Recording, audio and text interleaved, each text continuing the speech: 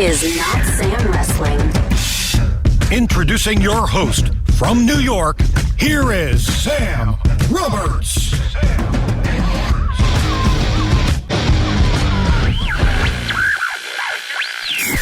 Oh, Well, there's the camera. There it is. Too busy Instagramming. Well, yeah, luckily you fixed your hair for Instagram, so Yes. you're camera ready. Perfect. We're at the 2K19 event here at the Performance Center, and it wouldn't be a Performance Center media event without Carmella. Carmella, what's the haps? I mean, it's so cool to be here. Yeah? It's really cool. I feel like so much has changed in my career and my life since I was last here. So it's really cool. Yeah, you know, I interviewed you here once before. Yes! And we were on much better terms. You had not insulted me publicly. People were not sending me troll memes on the internet. I would never do that to you, Sam. I'm pretty sure, and it was on television. So that's what is it like to be back here? No, it's just so cool. I remember, we were in the middle of the ring over there. I was wearing a how you doing shirt. Like, it's like so crazy how much has changed. Yeah. But yeah, like last time I was here, I was a manager. Right. That's what I was doing. Right. I barely got an opportunity for matches on NXT TV, or I never wrestled on a takeover.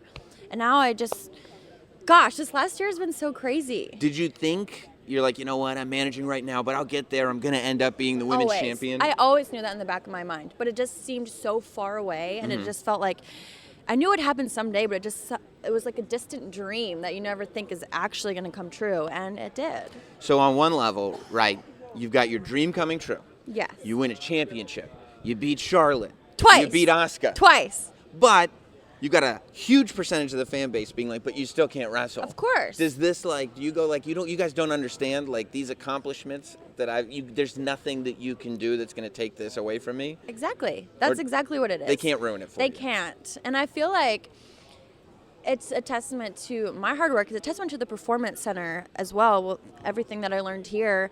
And it doesn't matter, and I don't want to mean it in a disrespectful way, like I don't care what the fans think. It's not about that, but I feel like I know how hard I worked to get there, so that's all that really matters. And I won Money in the Bank twice. Twice? I cashed twice. Okay. And then I cashed it in to become champion, and I was champion. No one can ever take that away from me. Right. And my name will always go down in history as the first Miss Money in the Bank. Right. And, well, So and cool. luckily you'll remind everybody of that too. So I it's would not- never. That's not an issue. Do you miss working with James Ellsworth? Who? Yeah, little guy was the facial definition wasn't quite. Were you surprised when they brought him back? Like when they were like, It was so cool. I mean, I've been saying it's just really cool. I feel very fortunate to have had the career path that I have. I started out as a manager for Enzo and Cass, and then drafted to SmackDown, did my own thing for a bit, and then I had James. Then I was on my own as a champ, and now I get to be with R-Truth. I feel like I have this really cool journey that I get to show all these different sides of Carmella. Yeah, I was talking about it on the podcast, and it's amazing. This is R-Truth's power. Like you spent months getting everybody to hate you, right? That was and you did the work, and you did it well, right? And you were successful, and then in one television episode, R-Truth is like, "Hey, Carmella, come join me," and everybody's like, "Yay, it's Carmella!" It's so weird, and I'm not doing anything different. I'm still Carmella, right? But it's like, I mean, I'll take it. I'm just having a blast, and I get to rap now. I'm a rapper. Did you know that? I didn't realize that you were by trade. Rapper.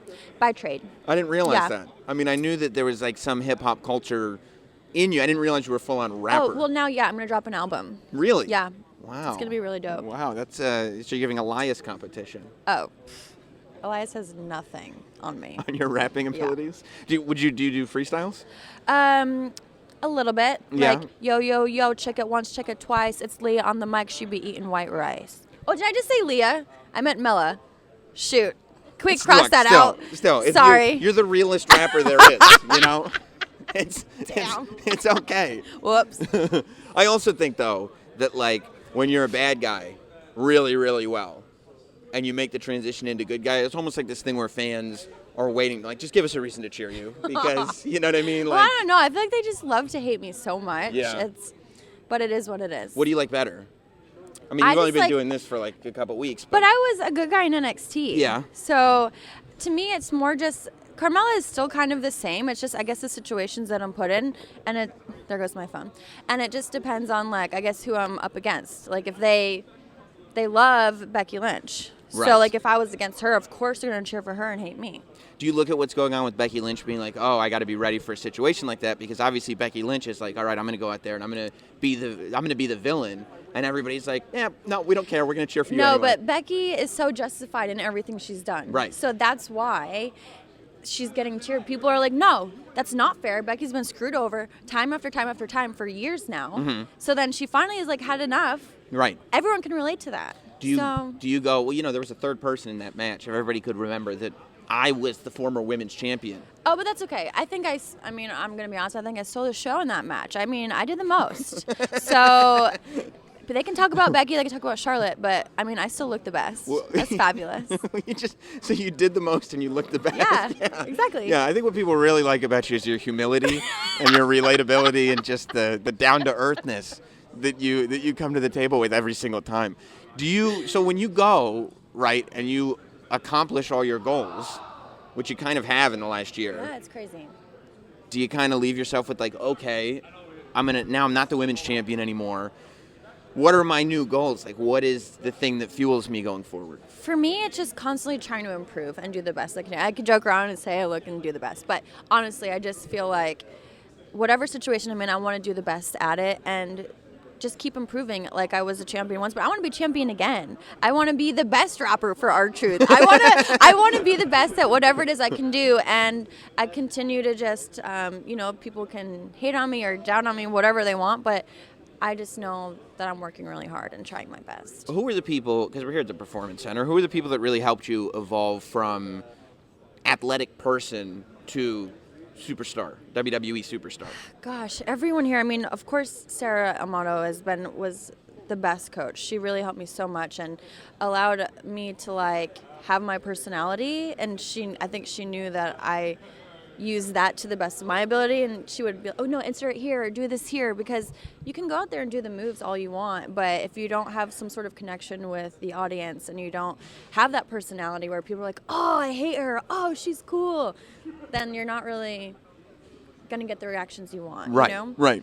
Obviously, Dream was such a huge influence with our promos, and for me, characters, most of Carmella, so It's a lot. that helped a lot. Yeah. And I always credit Byron Saxton. He helped me, as much as he hates me now on TV, but he helped me so much coming up with the Carmella character and the little mannerisms, and it just like brought it to life. Nobody ever mentions Byron Saxton I in know, a way but like that. I always credit him because he helped me so much. Like I came to him and I was like, I have this idea for Carmella. She's like this mafia mob wife princess, and he was like, and then we were just talking, and it was going over a promo for promo class, and we were sitting in his office, and he's like, Carmella, he's like, yeah, and then he's like, maybe you should do a promo on Paige, because she was the NXT Women's Champion at the time. I was like, yeah, that's a great idea, and he's like, Paige, what is that?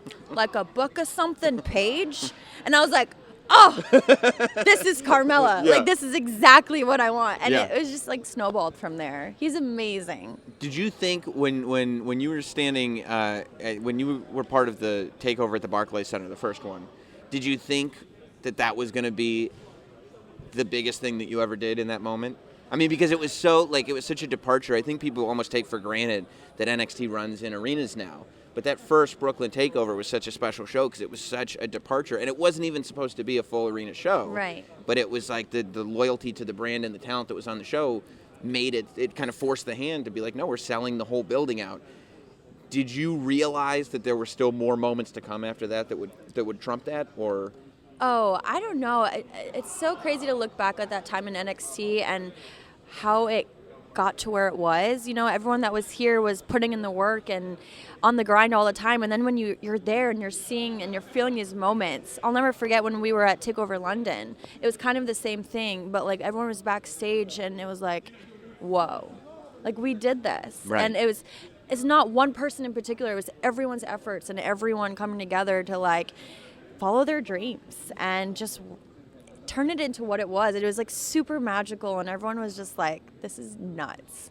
Is there anybody in NXT or the Mae Young Classic or even on the main roster that you haven't wrestled yet that you're like, that's my next person? Oh, well, or that's somebody that I'd really like to work with? I would love to work with Sasha. I think it would be really cool. You know, I think we both have big personalities, and we never really got to have an opportunity in NXT, so I think it would be really cool.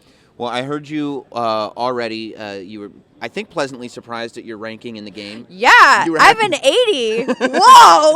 Yeah, I mean, That's a solid B, if not inching towards a B+. For Carmella, I will take it. Right. I'll take it. I don't even know what I was last year. Probably like 50. But you're up to an 80. I think the 2K19 represents where you are going into 2019. And I hope that since I feel like I've been flattering in some of my statements, that next time we speak, you'll be more flattering towards me. Sam, you know I love you. Okay, I just all right, love. Put that on the record. I just love to give Sam a hard time. And Sam's the best. It's tough to argue the troll thing. It's really tough. Thank you, Carmella. Thank you.